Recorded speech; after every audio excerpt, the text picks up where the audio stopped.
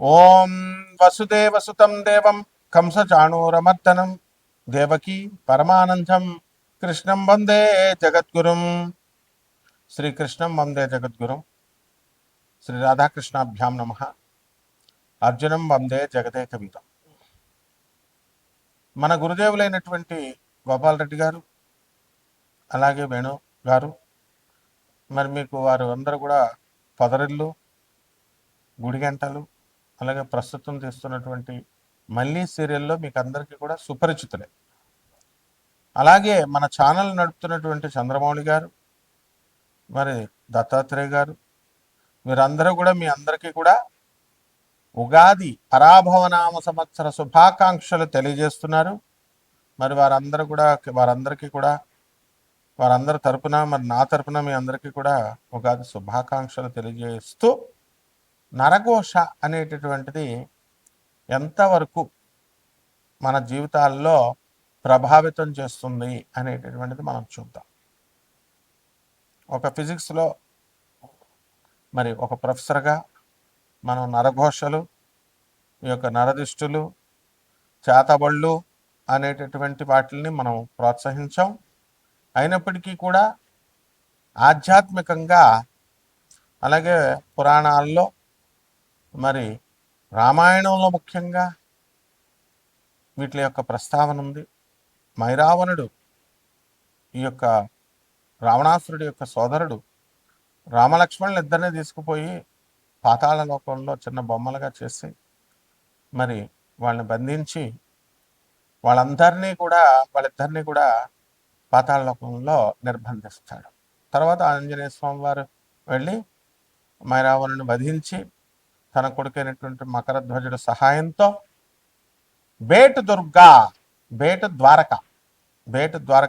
ద్వారకలో మనకి గుజరాత్లో ఉంది. మరి అక్కడి నుంచి ఇద్దరు పాతాళ లోకానికి వెళ్తాడు స్వామివారు. అది బెర్ముడా ట్రయాంగల్ అనేటటువంటిది మీరు విన్నారు. అట్లాంటిక్ మహాసముద్రంలో ఉంటుంది. ఫ్లోరిడా, తర్వాత ఈ యొక్క బెర్ముడా అనేటటువంటి ఈ యొక్క అట్లాంటిక్ మహాసముద్రంలో ఆ దేశాల మధ్యలో అత్యంత గురుత్వాకర్షణ శక్తి ఉన్నటువంటి ప్రాంతం అది. అక్కడికి ఏ ఓడలైతే వెళ్తాయో మరి వార్షిప్స్ అవన్నీ కూడా అదృశ్యమైపోతాయి. ఈ విధంగా జరుగుతున్నటువంటిది ఈ 20th సెంచరీలో కూడా మనకి ఏమిటిది అని చెప్పి దీనిపైన ఇండియన్ గవర్నమెంట్ ఒక కమిషన్ వేస్తుంది. ఇదేమిటో ఒక ఆశ్చర్యకరమైనటువంటి సంఘటన. వెళ్ళిన షిప్పులు మాయమైపోతున్నాయి. అసలు దాని గురించి మళ్ళీ పరిశోధన చేయడానికి వెళ్ళిన షిప్ కూడా తిరిగి రాలేదు. వాట్ ఈస్ దిస్ అని చెప్పినప్పుడు ఆ ప్రాంతం మీద జరిగినటువంటి రీసెర్చ్లో ఏం తెలిసిందంటే అక్కడ గురుత్వాకర్షణ శక్తి చాలా అధికంగా ఉంటుంది. అక్కడ మ్యాగ్నెటిక్ నార్త్ పోల్ను చూపించదు కంపాస్, ఒరిజినల్ నార్త్ పోల్ను చూపిస్తుంది. వేవ్స్ కూడా ఎలా ఉంటాయంటే భయంకరంగా ఉంటాయి. సో అక్కడ వెళ్ళినటువంటి ఈ యొక్క వార్షిప్స్కి మనకి ఆ మాయమైపోవడం, ఇలాంటి సంఘటనలన్నీ కూడా చూసి ఇది మిస్టిక్గా, ఆశ్చర్యకరంగా మరి ఏమిటి అనేటటువంటి దాని మీద ఇంతవరకు కూడా క్లారిటీ లేదు. సైంటిఫిక్గా అన్ని ప్రూవ్ కావు. కాబట్టి ఈ యొక్క నరఘోష అనేటటువంటిది మనకి హీరో సుమన్ గారిని మనం తీసుకున్నప్పుడు ఆయన చాలా మేధావి, చాలా మంచివారు. మరి నేను ఒక మహోగ్ర తారగా ఎదిగిపోతున్న రోజుల్లో నా పైన చేతబడి చేయించారు అని చెప్పి ఆయన తన సొంత ఇంటర్వ్యూలో ఆయన స్వయంగా చెప్పడం జరిగింది. అటువంటి మహామేధావి చెప్పినటువంటి ఆయన యొక్క మన ఇంటర్వ్యూని మనం కొట్టి పారేయలేము. మరి దీని అంతటికీ ఏమిటి అంటే నరఘోష, నరదృష్టి. వీళ్ళు ఎక్కడుంటారా నాయన అంటే మన బంధువుల్లో, మన మిత్రుల్లో, మన పక్కన ఉన్నటువంటి వాళ్ళే కాంపిటీటర్స్గా, రైవల్స్గా తీసుకుంటారు, దిష్టి పెడతారు అని ఉంటుంది. దీన్ని అదునుగా తీసుకొని పూనకాలు వచ్చేవాళ్ళు, అంజనం వేస్తామనేటటువంటి వాళ్ళు, పురోహితులు, మంత్రగాళ్ళు, ఇలా కపట బ్రాహ్మణ, కపట జ్యోతిష్కుల, కపట మంత్రగాళ్ళంతా కూడా ఏమని చెప్తారంటే మీ బంధువుల్లోనే ఉన్నారు, మేము పేర్లు చెప్పాం, ఇట్లా ఏదో చెప్తూ ఉంటారు. సో బంధువుల మధ్య గొడవ పెట్టడం, ఇవన్నీ కూడా పేర్లు చెప్పడం వల్ల, వెల్లడించడం వల్ల ఇవన్నీ పక్కన పెడితే నరదృష్టి అనేటటువంటి వినాయకుల వారి యొక్క ఫోటోలు వస్తున్నాయి, అందరూ ఇంటి ముందు తట్టుకుంటారు.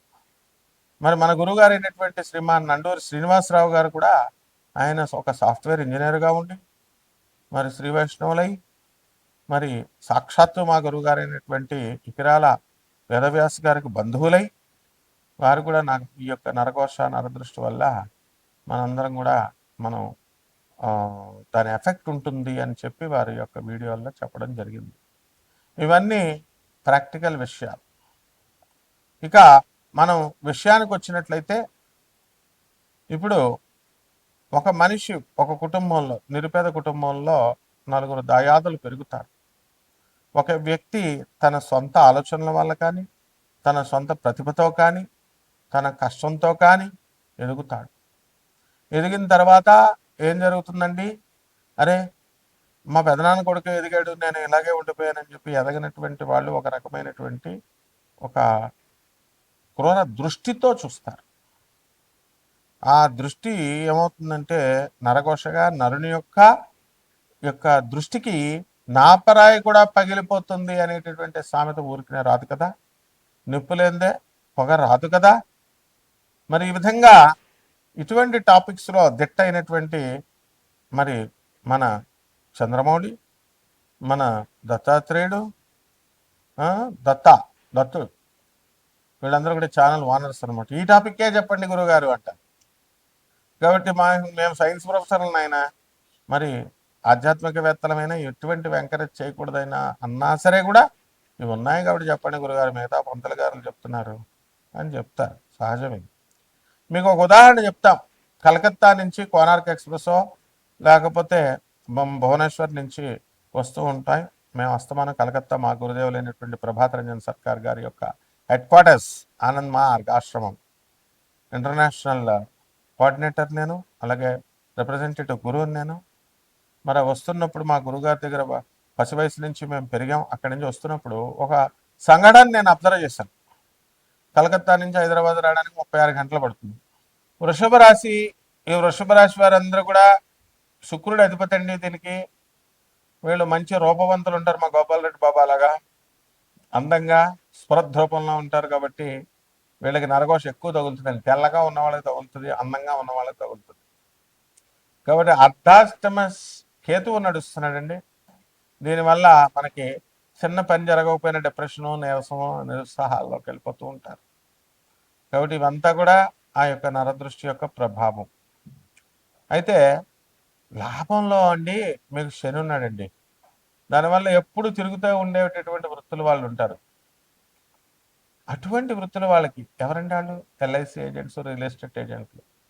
మీటింగ్స్ ఎక్కడ పెడతారో తెలుసండి. వీళ్ళంతా కూడా ఎలా తీసుకెళ్తారో వాళ్ళు హోటల్లో పెడతారు మీటింగ్స్. ఎస్, హోటల్లో కలుద్దామని టీ పాయింట్లో కలుస్తారు, కూర్చుంటారు. మా బాల్సింగ్ బాబా అని ఒకటి ఉండేవాడు, ఎవరినైనా సరే మా కృష్ణ అని ఒకడు ఉండేవాడు, బ్యాంకు. హోటల్స్లో మీటింగులు పెడతారు, అక్కడే అనమాట డీలింగ్స్ ఏదైనా సరే, ఎన్ని లక్షల రూపాయలైనా సరే. కాబట్టి మార్కెటింగ్ ఎగ్జిక్యూటివ్స్, ఎల్ఐసి ఏజెంట్స్కి వీళ్ళకంతా కూడా బ్రహ్మాండంగా సంపాదిస్తారు. అండ్ స్త్రీల వల్లనే వీళ్ళు లిఫ్ట్ అవుతారు, స్త్రీల వల్లనే డౌన్ఫాల్ అయిపోతారు కూడా. వృషభ రాశి వారు శుక్రుడు అధిపతి అండి. కాబట్టి మనం బ్రహ్మాండమైన బట్టలు వేసుకోవాలా, కొత్త కొత్త బట్టలు వేసుకోవాలా. బంగారాలు ఎన్ని పెట్టుకుంటారు చూడండి, వడ్డీ వ్యాపారాలు చేసి మా అనపర్తి రెడ్లు ఉంటారు మా వాళ్ళు. వాళ్ళంతా కూడా మంచిగా ఫైనాన్స్ బిజినెస్లు ఇవన్నీ మంచిగా ఈ గోల్డ్ చైన్స్. ఫైనాన్స్ బిజినెస్ వాళ్ళు ఎవరన్నా చూడండి, దిష్టి తగలేదు పాపం వీళ్ళకి. లాస్ట్కి ఏమవుతుందంటే వీళ్ళు వడ్డీకి ఇస్తారు అవసరాలకి, వాళ్ళు కట్టరనమాట. ఫైనాన్స్ బిజినెస్లు చేస్తున్నటువంటి వాళ్ళంతా కూడా సెక్యూరిటీలు లేకపోవడం వల్ల డౌన్ఫాల్ అవడానికి అవకాశాలు ఉంటాయి. విద్యార్థులు చదువులో బ్రహ్మాండంగా ఉన్నారు. ఇటువంటి వాళ్ళంతా కూడా సెకండ్ జూన్లో చదివేది ఉండదు.